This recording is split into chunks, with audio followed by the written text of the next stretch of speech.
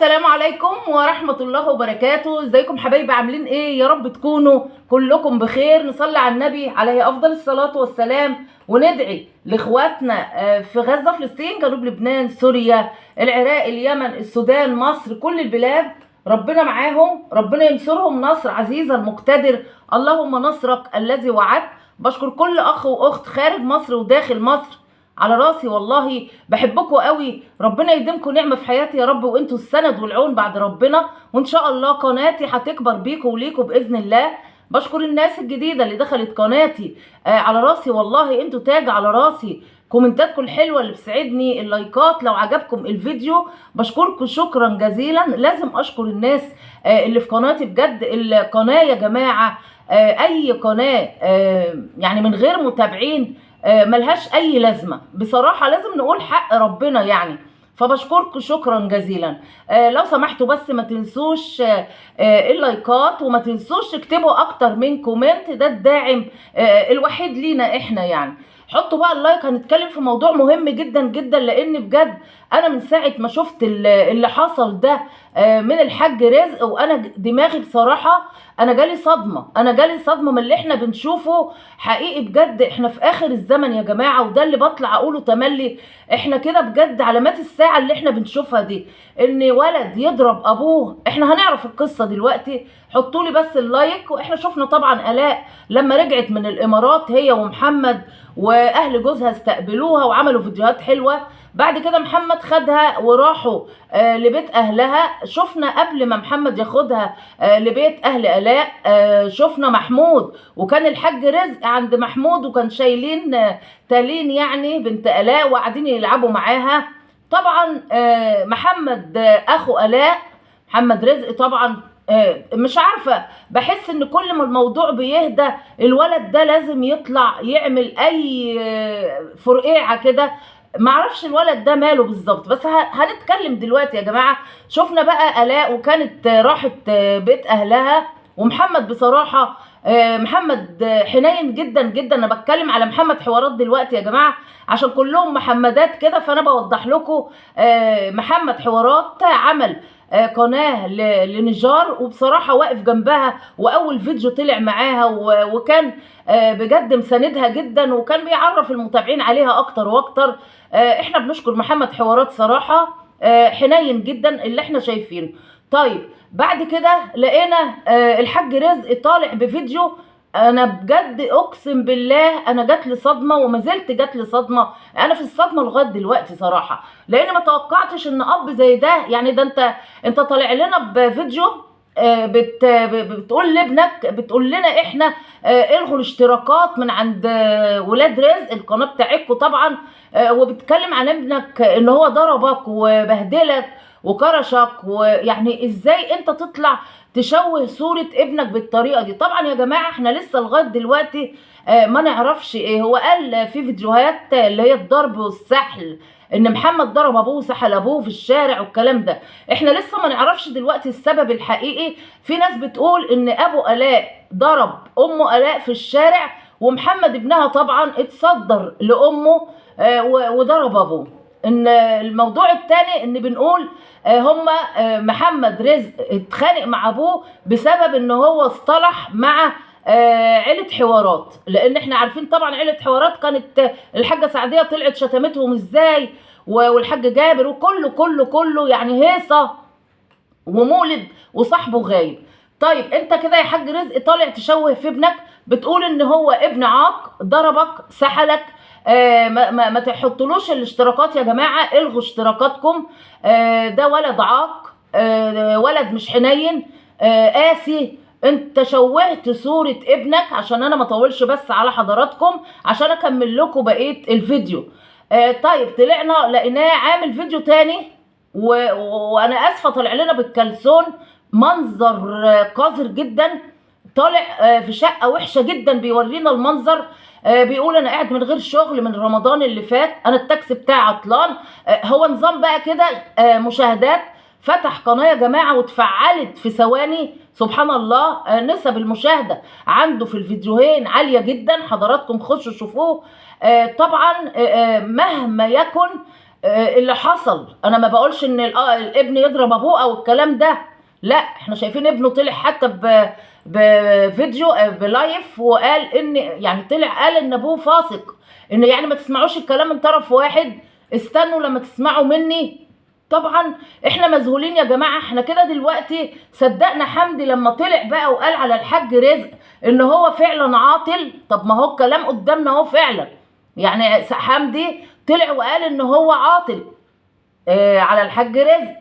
طيب برضو الحاج جابر طلع وقال عليه برضو نفس الحكاية، قال ان هو السبب في يعني نفسية بناته. واحنا شايفين فعلا ان آلاء حالتها النفسية زي الزفت، وشها فعلا وارم. يعني مهما اتعالجت برضو باين عليها التعب يا جماعة. شايفين نجار، يا حول الله يا رب، اللدغة بتاعتها في اكتر من حرف، يعني عندها كذا حرف ضايع. البنت دي اول ما طلعوا يا جماعه ما كانتش كده، كانت بتتكلم حلو جدا. لكن واضح ان فعلا حالتهم النفسيه وحشه. انت اب، انت شوهت صوره ولادك مهما يكن، انت الاب. يعني نجار لو جالها عريس دلوقتي هيحط ايده في ايد مين؟ انت المفروض ما تشوهش صوره ولادك كده. هنقول الصبيان مش مشكله، الصبيان يعني عادي، انما دول بنات في وشك انت. طيب انت طلعت وقلت ام آلاء طوعت ولادها وبهدلتني وشتمتني. طب ما انت قبل كده طالع يا حاج رزق وكنت بتشكر فيها وتقول هي اللي وقفت جنبي، هي اللي سندتني، ده احنا ما كناش مش عارف ايه، وهي اللي وقفت في ظهري. طيب هو انتوا يا جماعه ايه النفاق اللي فيكوا ده؟ انا شايفه بصراحه الحاج رزق طالع يعمل مشاهدات، طالع يستعطف الناس على بجد. انا شايفه ان انت كده طالب من الناس مساعدات. شكلك ما كنتش طلعت بالمنظر اللي انت فيه ده. يعني خلاص حصل اللي حصل، ما كنتش طلعت بقى وصورت، ما كنتش طلعت وفتحت قناة. طالما عندك الشقة القديمة اللي انت كنت بتقول احنا واخدينها معرفش من 27 سنة ولا ايه، طب ما انت قاعد في شقة اهو، ما حدش رماك في الشارع. واضح ان انت فعلا اثبتت يا حاج رزق ان انت كنت شديد مع اولادك. والله اعلى واعلم، ما حدش يعرف السبب دلوقتي يا جماعة.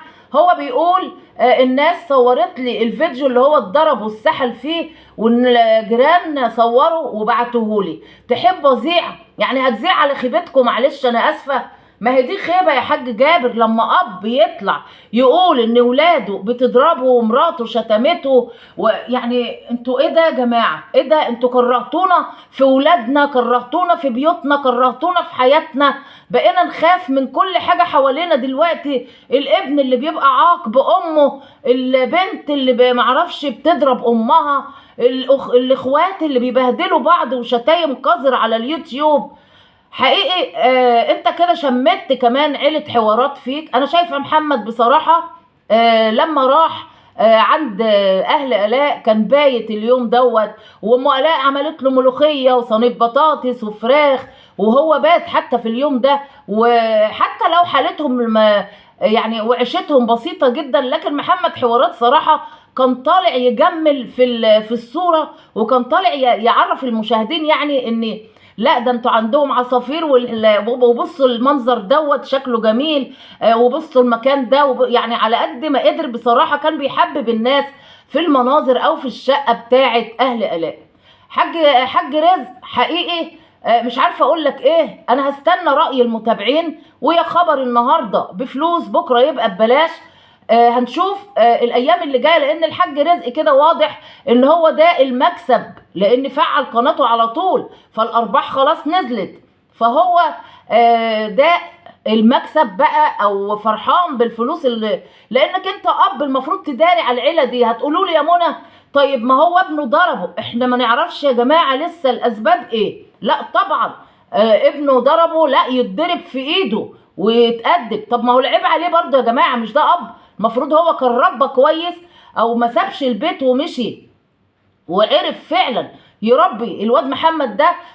فعلا هو محمد دوت اول ما طلع علينا انا كنت حاساه فعلا ان هو عاوز يبقى حاجه، عاوز يبقى زي عيله حوارات، زي حسن، زي محمد. ده كان واضح جدا في البدايات.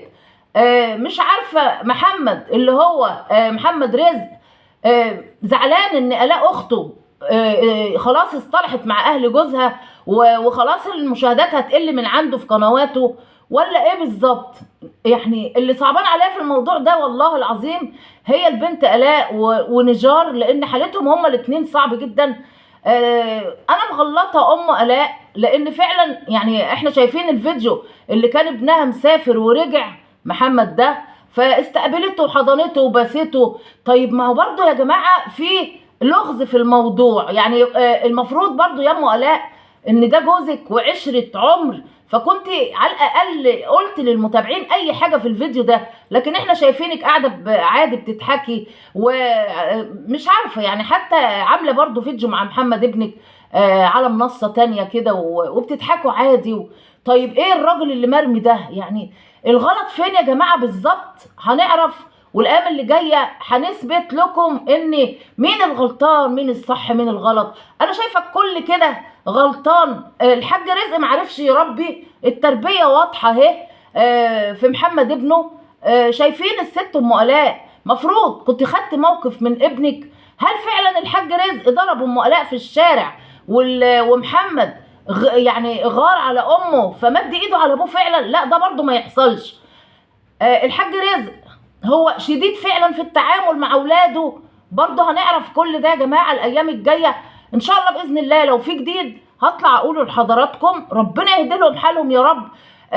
انت بس كده يا حاج رزق يعني خليت الناس تشمت فيكو، مع ان احنا كنا بنقول عليكم انتوا اسره جميله قوي، اسره هاديه، انت مربي ولادك حلوه قوي. لكن للاسف الفيديوهين اللي انت طلعت علينا بيهم جايبين نسب مشاهده عاليه جدا يا جماعه. يعني بصراحه مع ان هو الحاج رزق طالع لا شكل ولا منظر وطالع يعني بيشوه صوره ابنه قدام الناس، طالع يشحت بمعنى اصح انا بسميها كده، طالع يقول ان هو قاعد من الشغل. يعني انت راجل بيقول انا عيان وابني رماني في الشارع. طب ما انت لو ليك شخصيه كأب بقى، لا ما تسيبش بيتك واقعد وشوف ايه الصح وايه الغلط، وتعرف تربي ابنك زي الابهات اللي عيننا بتشوفها. مش هطول على حضراتكم يا جماعه، الايام اللي جايه هنثبت لكم في ايه بالظبط، لان لسه الموضوع مش معروف قوي. الضرب ده حصل ازاي، الحاج رزق مشي ازاي، هنعرف كل ده. بشكركم حبايب قلبي، لو عجبكم الفيديو ما تنسونيش باللايك والاشتراك وتفعلوا زر الجرس عشان يوصل لحضراتكم مني كل جديد. والسلام عليكم ورحمة الله وبركاته. باي باي.